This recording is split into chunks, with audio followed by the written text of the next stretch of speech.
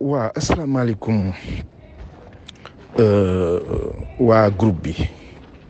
man la Maodo Malick Baye bon man nag ñu baal ma parfois damay bëgg xam man oralité laa gëm quoi moo tax damay bëgg di wax au lieu may bind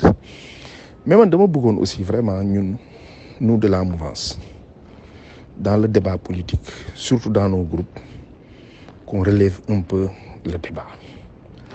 xam nga tey kii daf doon wax ni Houphouët-Boigny daf doon wax ni la politique et la gestion même de l'État parfois c'est le réel avant d'être l'idéal. L'idéal serait que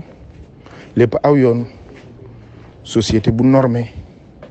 ñu wax nit ñi ñuy dégg tey boo déggee lu ñaaw mu jaaxal la wala li nga jàpp ne dafa ñaaw loolu mooy l'idéal mais société bi moo am ay mutation yu yéeme te lii yëpp nag Serigne Touba Cheikhul Khadim daf ko wax daf ni woon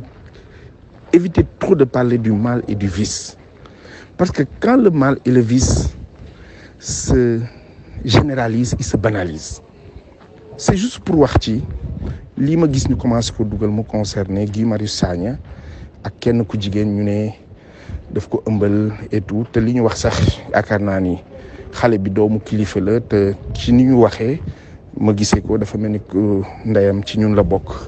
et tout d'abord nañu sóor ku jigéen ki ñaareel ba il faut ñu xam ne ñun dañuy politique comme dañuy politique nag li ñu intéressé ci politique du daayira du religion wutuñu ay taalibe ay électeurs la ñuy wax gaañ dama bëgg rek ñu taxaw tuuti dañu dem dafa am benn moment débat wu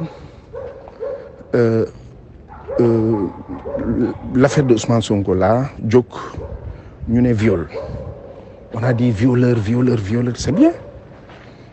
ñun ñi ñëpp à commencer par man bugguma woon mu gañ Sonko gagné Ziguinchor ñun ñëpp quand même parce que faruñu ànduñu ak moom suñu candidat la ñu amoon foofu ki nga wax ni violeur la wax ko lépp mu dem gagné moom nekk adversaire bi gën a coriace ki ñu gën a contre dem gagné ci région bi nga xamante ni suñu kilifa nga xamante ni moo yor réew mi président bokk na ci région yi mu gën a jàppale gën fa def des investissements nga ñëw Dakar ñu ne Barth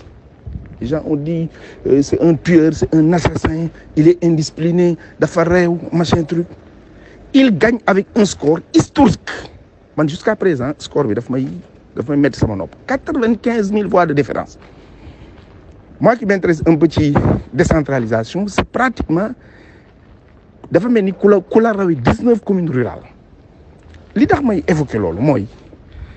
ñun suñ bopp nag gars yi dañu war a xam léegi lan la dañu war a xam ni kon débat bi nekkatul ci niveau wu diw tux na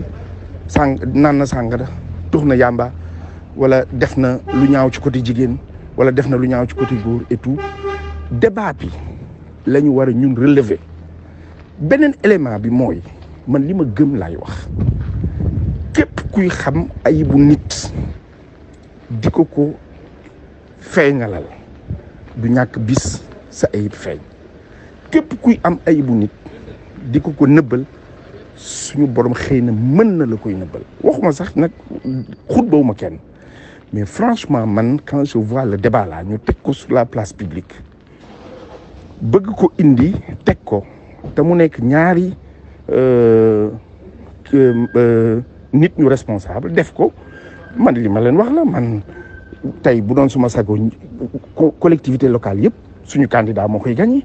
bu doon suñu sago nguur gi ci suñu wax lay nekk ba faaw bu doon suñu sago benn opposant du fi falu mais nañu seet yeneen argument yu leen opposé ngir laahi taala bu dul argument bii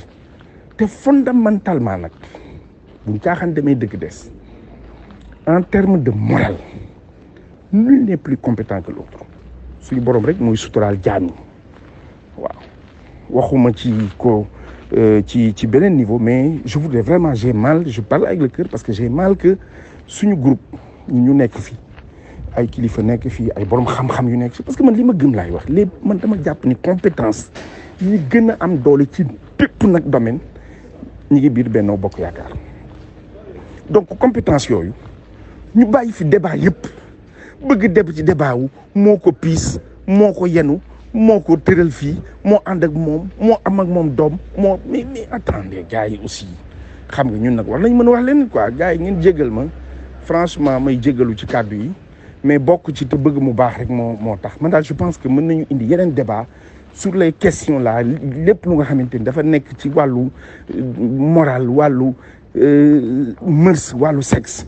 ñu tëj ko xam nga